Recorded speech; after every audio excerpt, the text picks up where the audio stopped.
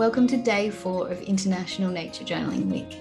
Today, our theme is inspiration. What is it that inspires us to pick up our journals and go outside? What's our inner motivation for continuing with this practice? It might be that the garden inspires us, or the changing seasons. It might be that we're motivated to collect data to contribute to the wider scientific knowledge. Or we might be inspired to spend time in nature because it uplifts us and brings a sense of calm into our days. We might be inspired by curiosity or by the simplest thing, like the patterns on leaves that we find on our daily walks. But today's prompt is inspiration. And I find what inspires me most when it comes to nature journaling, besides nature journaling with other people and other kids and connecting with them, it's curiosity that inspires me the most. I find when I'm nature journaling something and I stumble upon something so interesting, I just naturally get curious. I ask questions and I go down whatever rabbit hole I choose. I feel inspired whenever I make these new discoveries and I notice all of these tiny little things. I'm filled with so much inspiration that I just, automatically want to journal more. I love how in nature journaling, my biggest inspiration is the subject that I'm journaling. What inspires you most in nature? It can be something so tiny, or it can be something so large in nature. Nature is inspiration in all of the little details. I hope you have a wonderful rest of your day and happy journaling. Bye!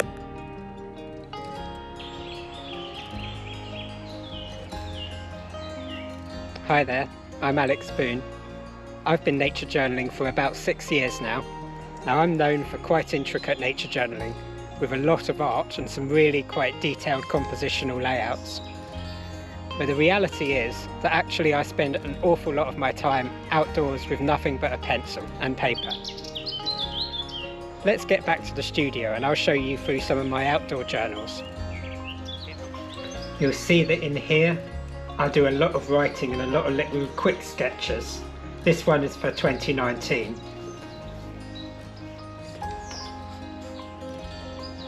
There's nothing neat and tidy about this, and a lot of it is flow of consciousness writing about what I'm seeing and experiencing.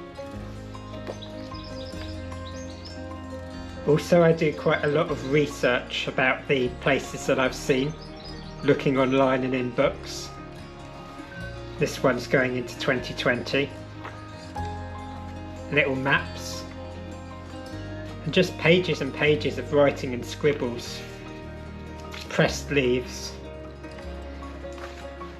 Always I have the date, the time and the location, sometimes a little bit about the weather, and I also write descriptions of anything that I can't identify so that I can look it up later when I get home.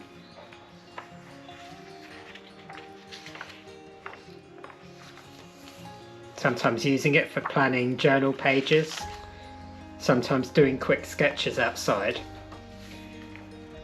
drawing the birds.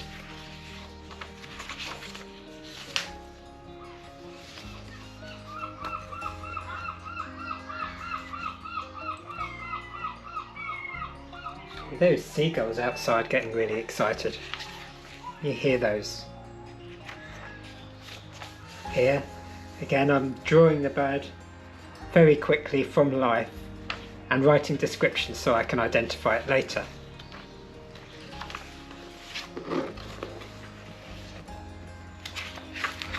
This is my very latest journal, starting in 2022.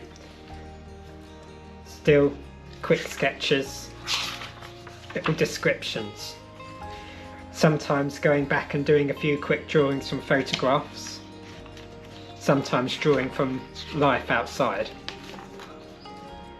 When I teach my nature journaling classes, I give people a simple notebook and a pencil, and that's all.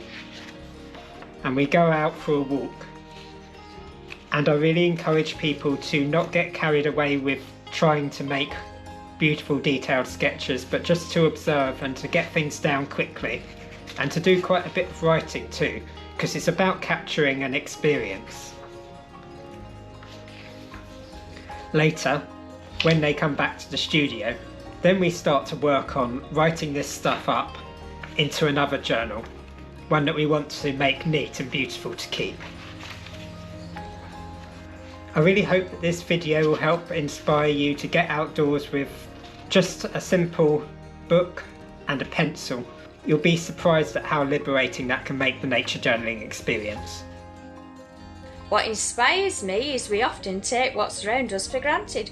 There are so many beautiful things to see in nature, such as squirrels playing in the park, fighting over peanuts, the ducks feeding. My daughters laugh many a time at all the antics that they do.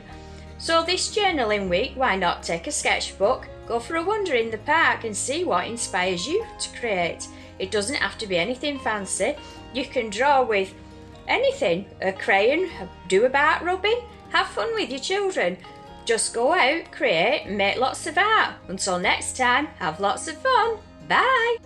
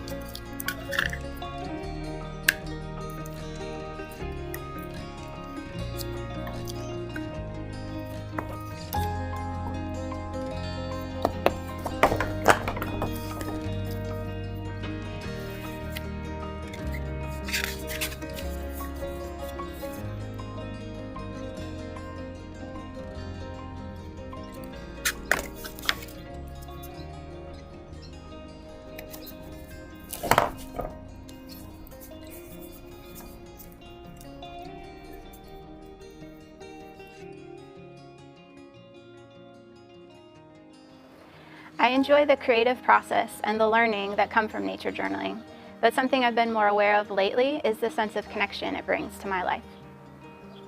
Our family travels quite a bit, and we have made homes and communities and lives for ourselves on 2 continents. I've found that the practice of nature journaling keeps me centered and grounded and helps me feel connected to whatever subject or landscape is in front of me at that time. It also keeps me in a posture of learning and being a guest in the world around me. This has been a beautiful way to move through life on any continent, in any landscape, or any culture.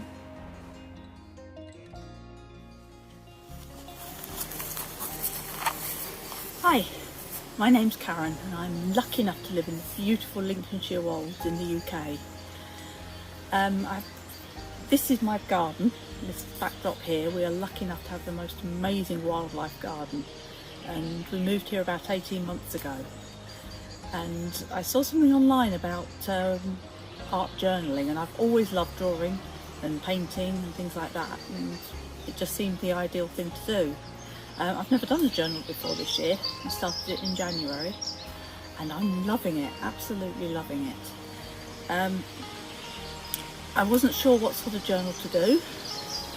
I didn't know whether I was going to do something every day or something every week, but I decided not to put any pressure on myself. I decided to leave it and just do a page as and when I had something to say or something particularly exciting to put in there. I didn't know what sort of book I wanted. I know a lot of people use ready-made books. I thought about that. I was going to buy one, and then I noticed I got some mixed media pad that I wasn't using. It's an A4 size, so I cut it down into A5. And being a scrapbooker, I had loads of little split rings, so I put my own holes in and I made my own book. I decided to do my own book that way. I thought mixed media, then I can use pencil or I can use watercolour, whichever I preferred. And I haven't kept it ever so sort of detailed in the sense of I haven't put a lot of Latin names for things and things like that in there. I've tended just to go with things that have inspired me. I've kept it quite simple really. I've done pages like this one where we found we've got water voles in the garden, so I've just literally just put it's official, we have a water vole living in the garden, and a little bit of information about what we've called her and the date.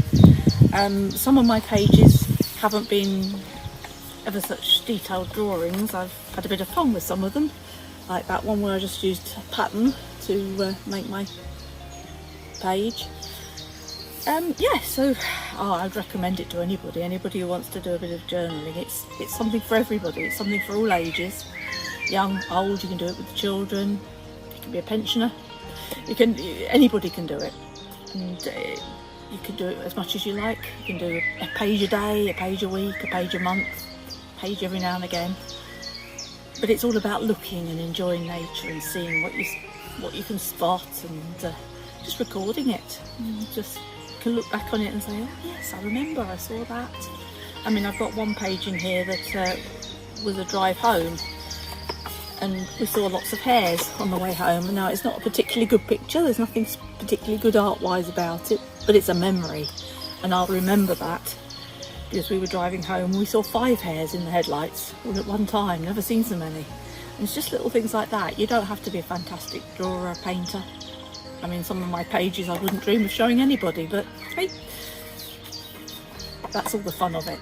And sometimes you get something you're really proud of and you want to share it on one of the Facebook sites. Brilliant.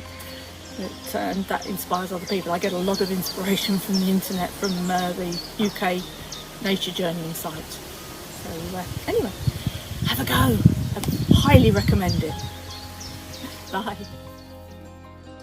Today, we invite you to think about what inspires you the most. What is that one thing that sparks you and gets you outside with your journal? Tap into that inspiration and let it carry you through the day.